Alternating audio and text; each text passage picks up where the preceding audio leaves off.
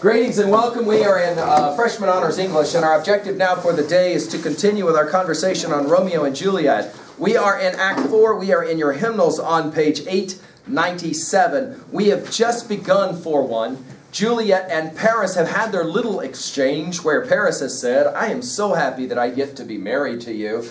Juliet will then speak with Friar Lawrence. Let's set up this conversation. Mirroring, and let's say it now out loud for your notes. Shakespeare likes, especially in Romeo and Juliet, to have scenes that mirror each other.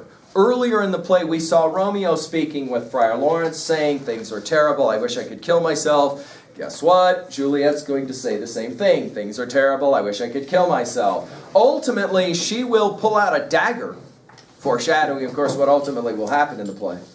And she will say, dude, I cannot marry Paris because I'm already married, A, to Romeo, and B, I slept with him last night. That is to say, this thing is already consummated by both the church and as well physical consummation. I can't so easily now back out of this thing, and hello, you're the one that married us. So figure it out. The very first time we saw Friar Lawrence walking on stage, he was holding a basket. What was he doing and putting in that basket? And there's a special statement that he makes as he comes onto the stage for the very first time about the paradoxical nature of dope. Namely, it can be good and it can be bad, depending upon excess, depending upon use and reason for use, etc., etc.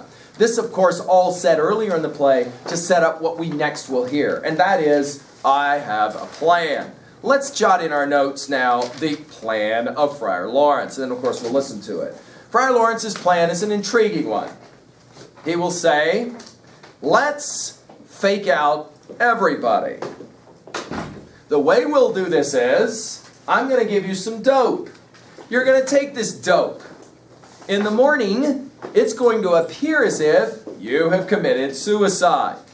Everyone's going to assume that the reason you committed suicide is you're grieving over the death of Tybalt. Remember, nobody except for the nurse and Lawrence knows about this thing with Romeo. The parents of Juliet will not know. They will then immediately, at the death of their daughter, summon, of course, Friar Lawrence. He will quickly say, this was a suicide, but it was a young kid doing something stupid. Let's hurry. Let's say a few words over her, and then we need to get her to the mausoleum. Now let's define this mausoleum. The Capulets are a wealthy family. In the graveyard, they have their own special place, this little house cut out just for them, down under the ground, where all of the old dead ancestors of Juliet's family now lie. Most recently put there, of course, Tybalt. Right? The plan then is simple. Juliet will wake up in the mausoleum. There, Romeo will be waiting, and he will escort her away to Mantua. They will live together in Mantua.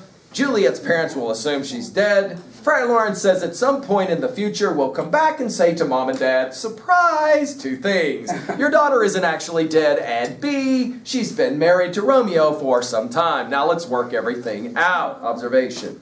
Is the mausoleum in the gates of the town? Yes. Yes, that's a fine point. So Romeo's going to have to violate exile rules to come and show up. Of course, it's all under cover of night. Now, one small comment, not so small. Let's make sure we understand. This mausoleum is under the ground in like a cave where there's no lights. Why would there need to be? Because they're all dead. And the mausoleum is locked from the outside with a padlock. Now think about this for a moment, because we're going to hear Juliet say two things. One, okay, I'm going for this plan. Two, all alone, thinking about the plan right before she drinks this poison. See, sometimes freshman students don't quite see this part of the plan as being potentially Friar Lawrence's solution to his problems. What if the poison is real poison? How does that solve Friar Lawrence's problem? She's dead. Romeo's exiled. He's good. Nobody will know. Took care of that problem nice and neat. He's a friar, though. I don't really Too foresee him. easy. He's a friar. So that is to say, Juliet has to trust him But that he has her best interests at play. so he gave her the stuff, but he's still a friar. Still a friar. In other words, if she's dead, it all works out nicely. He comes to really bury her. That's one potential bad problem. In other words, before Juliet drinks of this poison, it might cross her mind, Friar Lawrence may have a reason to just go ahead and knock me off. But wait a minute. There's a worse horror. The worse horror is it works. Which means she wakes up from being dead in a completely dark crypt, mausoleum, a coffin. Only this isn't a coffin that you can't move in. This is a coffin with all kinds of room where you can get up in complete darkness. Can I walk around? And what if nobody shows up? Dude, you could bang on that door for a long time. Ain't nobody coming. It's in a graveyard. And It's probably smelling. totally dark. And You say it's probably there's smelly. dead people there, so olfactory will be definitely challenged. Tybalt was just laid there. She will, in fact, imagine it in her little speech. What would it be like to go completely insane, buried alive in a mausoleum, where you starve to death and in the process go nuts? She imagines going crazy playing with the bone joints of her ancestors. That's, tearing apart body parts. This is, right. This gets more macabre as you go. In her mind's eye. Juliet, however, in the end, works herself up into a major fit. You can imagine it, an emotional fit. And then finally will decide, let's do this thing. And she'll knock back the poison, the dope. All right, let's take a look at it now. We're studying again on page 897. I think we've said enough. Let's read Juliet's, I'm going to kill myself, Friar Lawrence's, great idea, only let's just kind of do it halfway. Great idea. Let me help you. Right, great idea, let me help you. Right, here we go.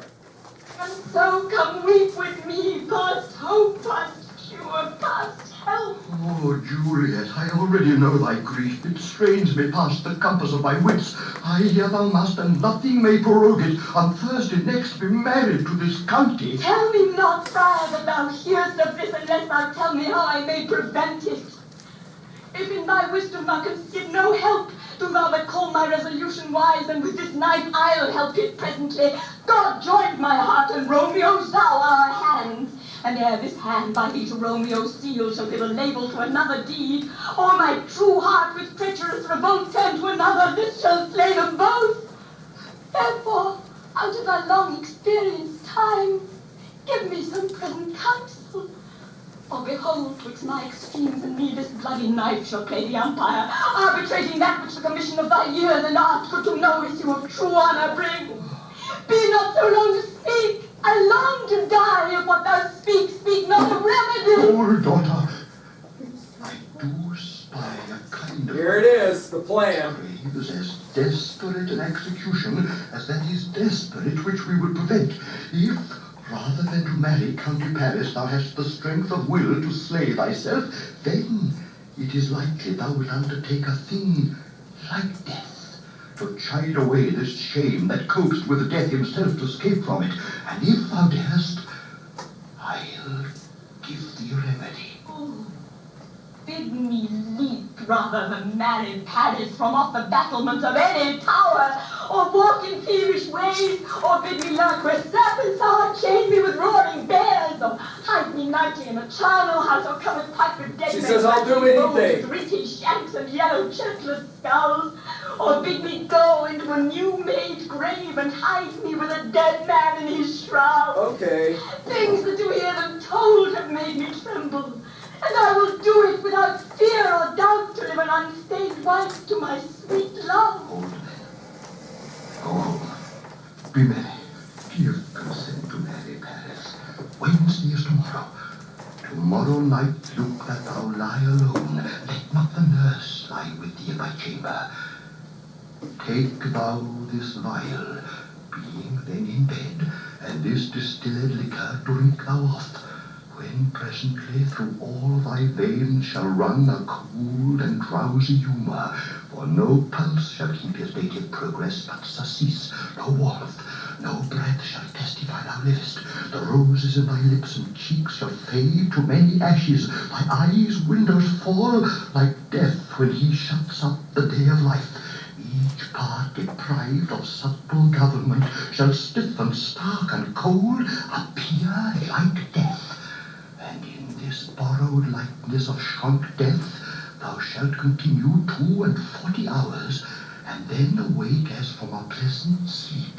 Now, when the bridegroom in the morning comes to rouse thee from thy bed, there art thou dead.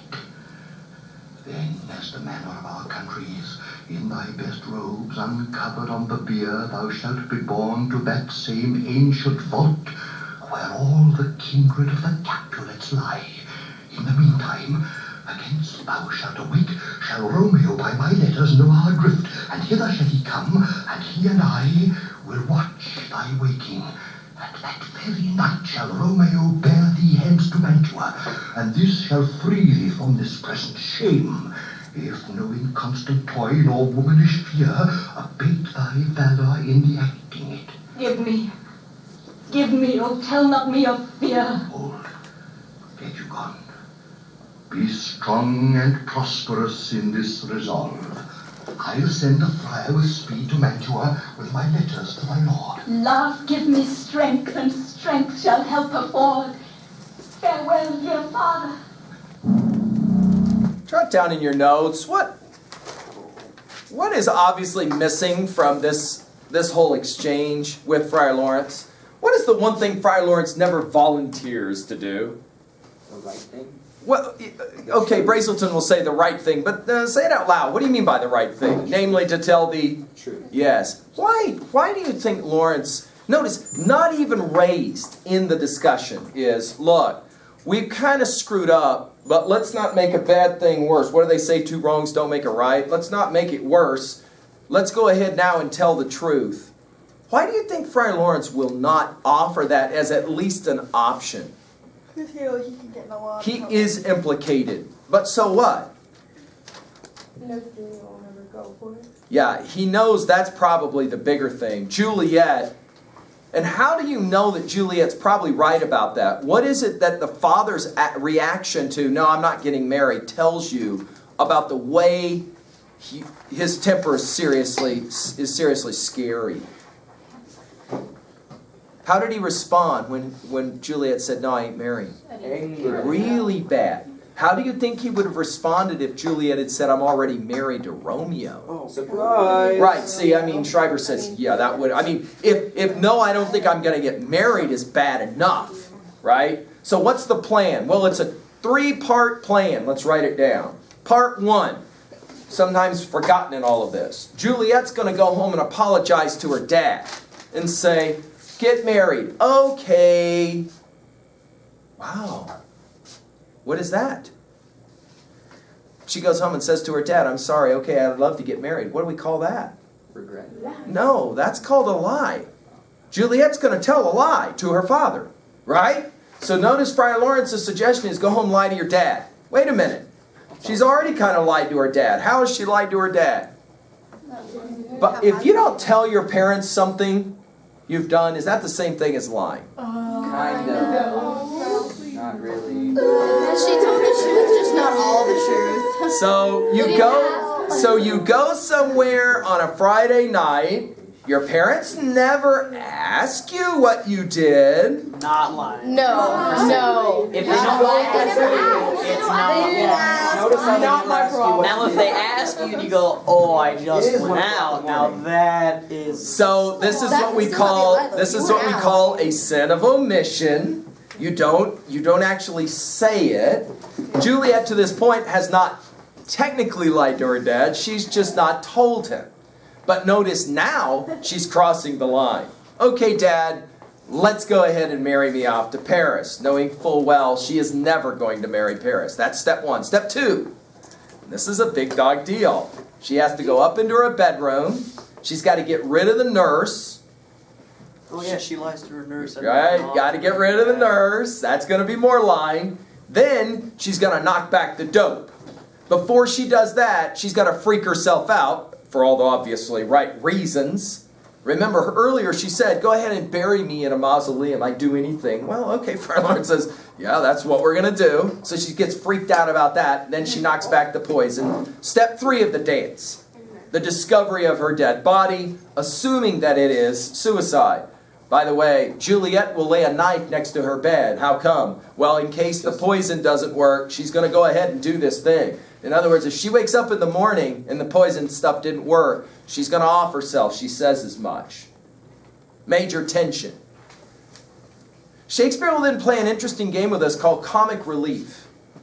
He wants to remind the audience that Juliet is not dead, in spite of the weeping and wailing that will ensue when A, the nurse, B, Juliet's mom, C, finally Juliet's dad. Remember, what's the last thing Juliet's mom had said in that conversation? I wish she was married to her grave.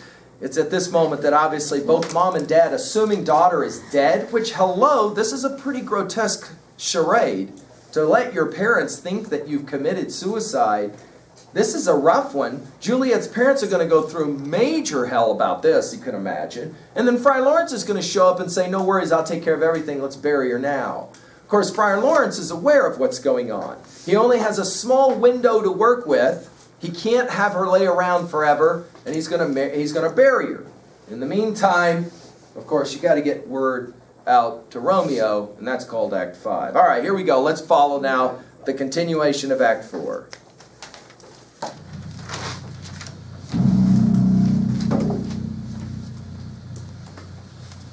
So many guest inviters here already. Sir, go hire me 20 cunning cooks. You should have none of your set, for I try if they can lick their fingers. How canst thou try them, sir? Mary said, "'Tis an ill cook that cannot lick his own fingers, and therefore he that cannot lick his fingers goes not with me." Ah, go be gone. We shall be much unfurnished for this time. What, is my daughter gone to Friar Lawrence? I, forsooth. Well, he may chance to do some good on her. A peevish, self-willed harlotry it is. See where she comes from strict with merry look. Now, my headstone. Where have you been, Gary, eh? Well, I have learnt me to repent the sin of disobedient opposition to you and your behests, and am enjoined by Holy Lawrence to fall prostrate here to beg your pardon. Pardon, I beseech you. Henceforward I am ever ruled by you. Is this what all parents want to hear from their kids? God, yeah. Whatever you tell me to do, that's what I want to do. Not that's what I have to do. That's what I want to do. Full obedience. Notice Dad, I knew it all along. What was he talking about before she came in? What guests? Guests of what? Invite guests. Yeah, he already knows there's going to be a wedding. In other words, one way or another, Juliet's getting married, he says. I'm going to make sure of that, right? Okay, go tell him of this. I'll have this knotted up tomorrow morning. I met the youthful lord at Lawrence cell, and gave him what becoming love I might, not stepping o'er the bounds of modesty. Do you understand what she just said? Not going too far. She says, yeah, I saw him, but I didn't go too far. Modesty. I only spoke to him, but I'm so excited to be married to him. Brutal, brutal.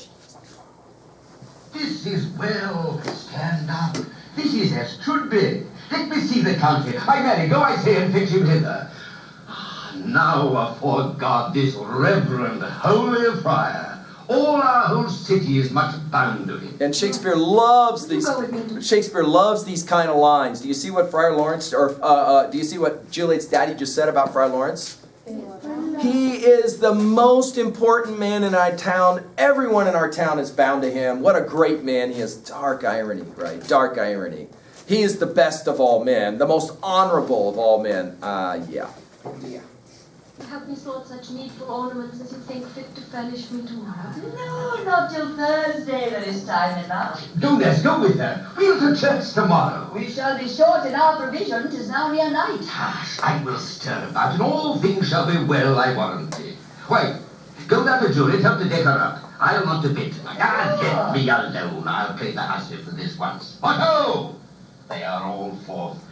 Well, I will walk myself to County Paris to prepare him up against tomorrow. Ah, my heart is wondrous light since this same wayward girl is still reclaimed. Well, interesting that how does dad change? Jot it in your notes. Once daughter says, yeah, sure, I'd love to do this marriage thing, how does he change? His attitude, how does his attitude change? Shakespeare gives us language that paints him as how? He's way jazzed, isn't he? He's so excited now. He's going to go and tell Paris, this is all on, everything is great. Juliet's got to get rid of first her mom, then the nurse, and then herself. Watch this.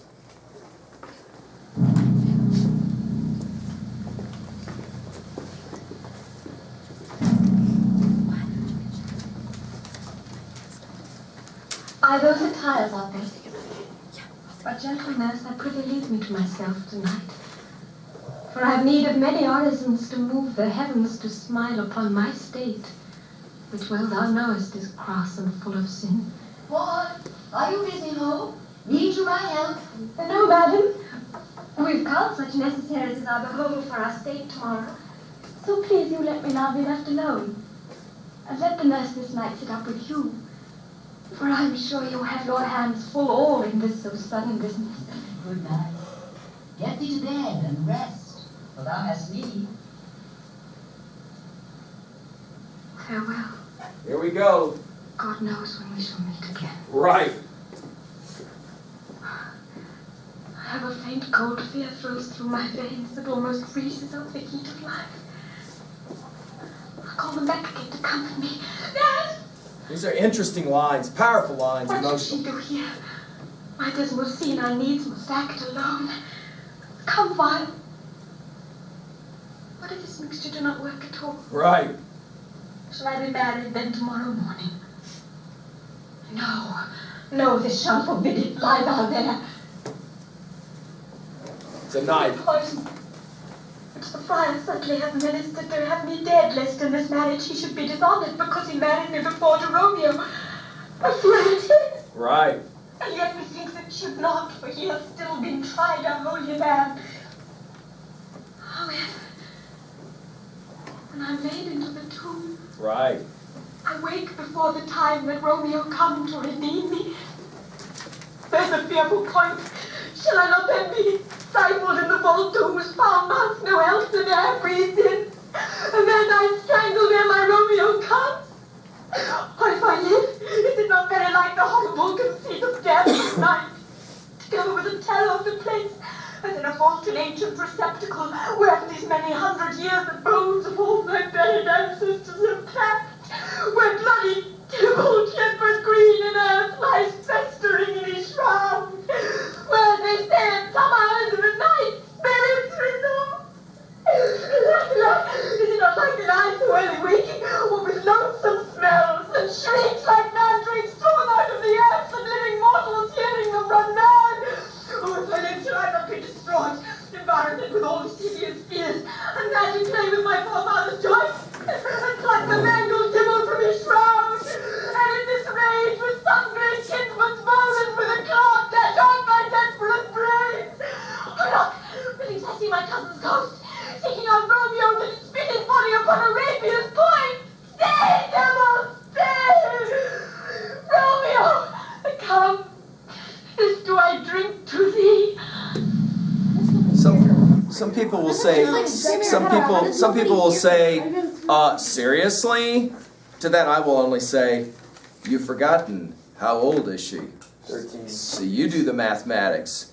So at 13, you're ready to take poison or dope and wake up in a mausoleum in the total darkness? Some of us would say, forget 13, call it 30. There ain't no way I'm doing that project.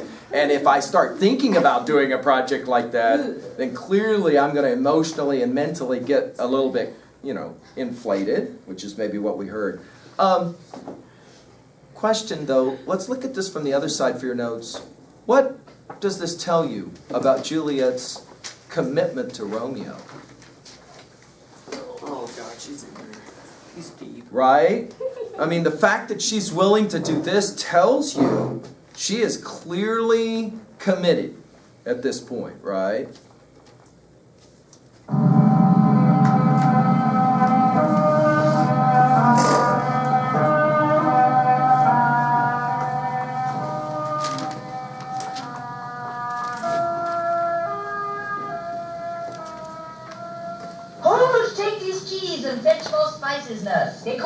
the dates and quinces in the pastry. Come, stir, stir, stir. The second cock hath crowed. The curfew bell hath rung. 'Tis 3 o'clock.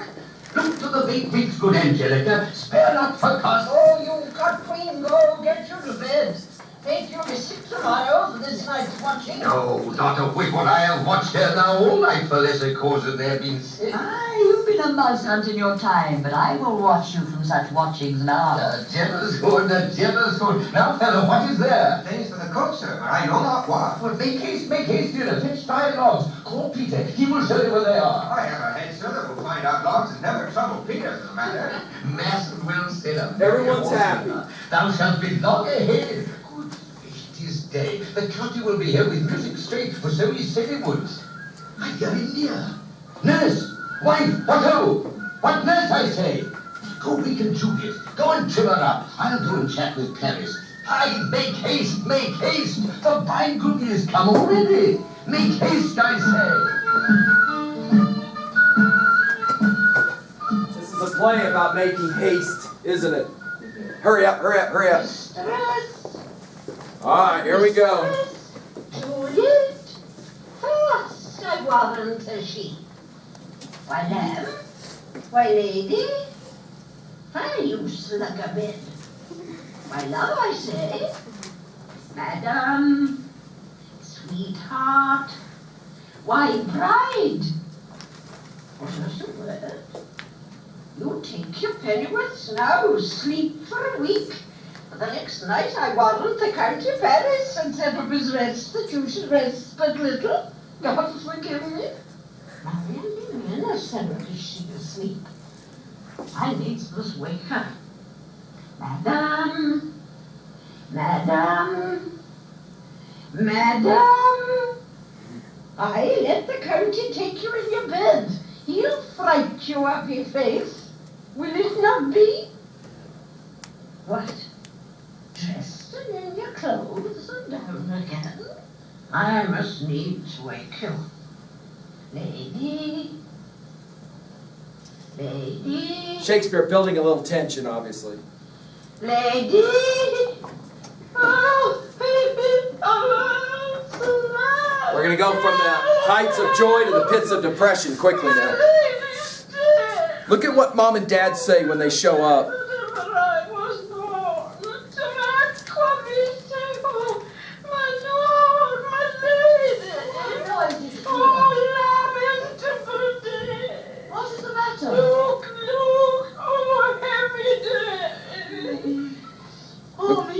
Look what she says. My only life, revive. Look up, or I will die with thee. Help! Help! Call help! For shame, bring Juliet forth. The Lord is come. Dead, deceased, she's dead. Alack the day, alack the day. She's dead, she's dead, she's dead. You see her. The lash is cold. Look what he says. Her blood is settled and her joints are stiff. Life and these lips have long been separated. Death lies on her like an untimely frost upon the sweetest flower of all the Oh, lamentable day, oh, woeful time. Death take her hence to make thee wail, ties up my tongue and will not let me speak. Come, is the bride ready to go to church? Ready to go, but never to return. O son, the night before thy wedding day hath death lain with thy wife. There she lies, flower as she was, deflowered by him. Death is my son-in-law, death is my heir. My daughter he hath wedded. I will die and leave him all, life, living, all is death. Have I thought long to see this morning's face, and doth it give me such a sight as this? Cursed, unhappy, wretched, hateful day. Most miserable hour that e'er time saw in lasting labor of his pilgrimage. But one poor and loving child, but one thing to rejoice and solace in, and cruel death hath catched it from my side. Most lamentable day, most woeful day that ever I did yet behold.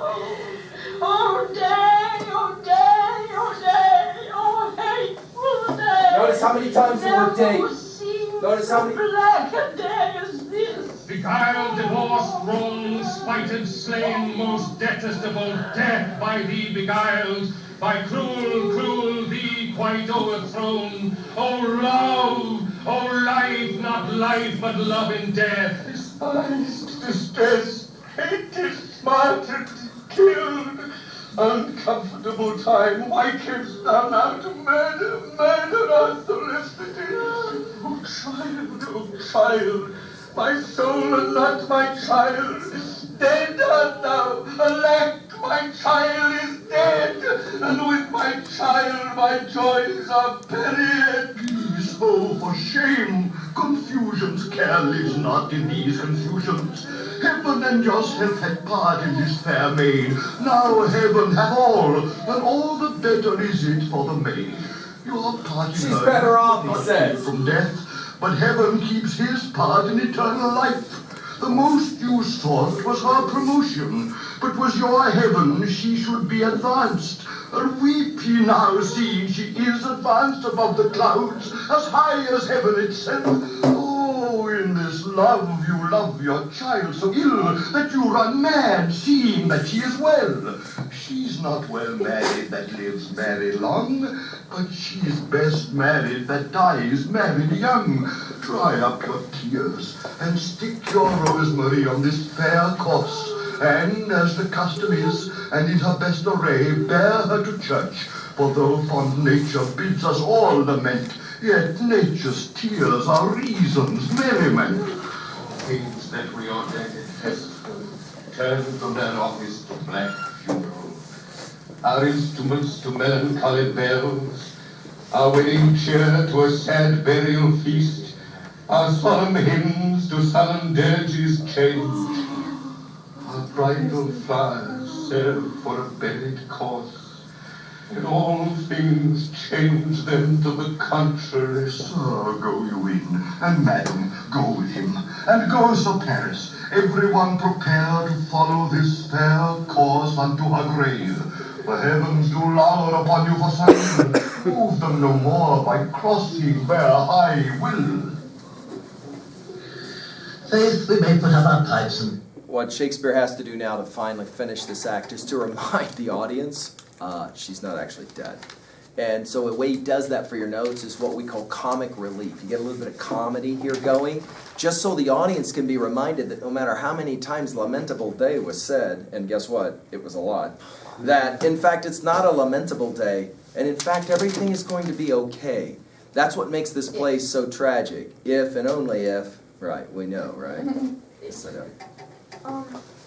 So the friar must have a really good acting. Like, he must be able to act. He's really good, isn't he? So the friar can come in. Notice all the lines the friar said have double meanings, right? Everything. In other words, he says in code language what the audience understands. She's not really dead. Everything's going to be fine. I'll take care of everything. Watch how this comedy ends. Watch this.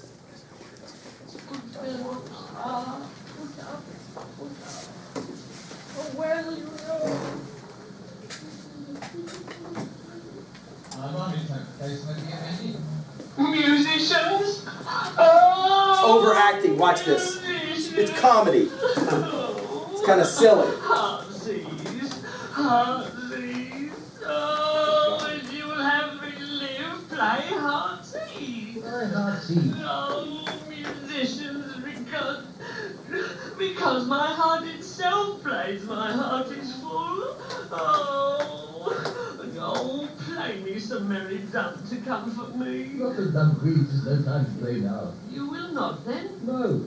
I will then give it you soundly. What would you like? No money on my fate but the gleek. I will give you the minstrel. Then I will give you the serving creature. Then will I lay the serving creature's name on your plate. I will carry no crotches. I'll ring you. I'll fire you. Do you note me? Thank you, Reyes and fathers. You know us. Pray, put up your dagger and put out your wit. Then have it you with my wit. I will drive you to an iron wit and put up my iron dagger.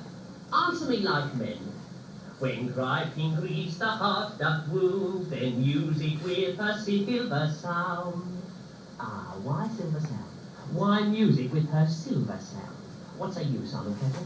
Very so, because silver hath a sweet sound. Praise, what say you, Hugh Revick? I think it's Musicians sound for silver. Thanks to, what say you, James Soundpost? Oh, no, what to say? Oh, I cry you mercy, you are the singer. I will say for you, it is music with her silver sound, because musicians have no gold for sounding. Then music with her silver sound, with speedy help doth lend redress. What the name is this thing? Thank you, Jack. Come, move in here. Tally for the mortars and take dinner. All right, so the final thing you want to write in your notes for this one is to simply point out that Shakespeare wants to play a game with his audience. Let's think about it for a second.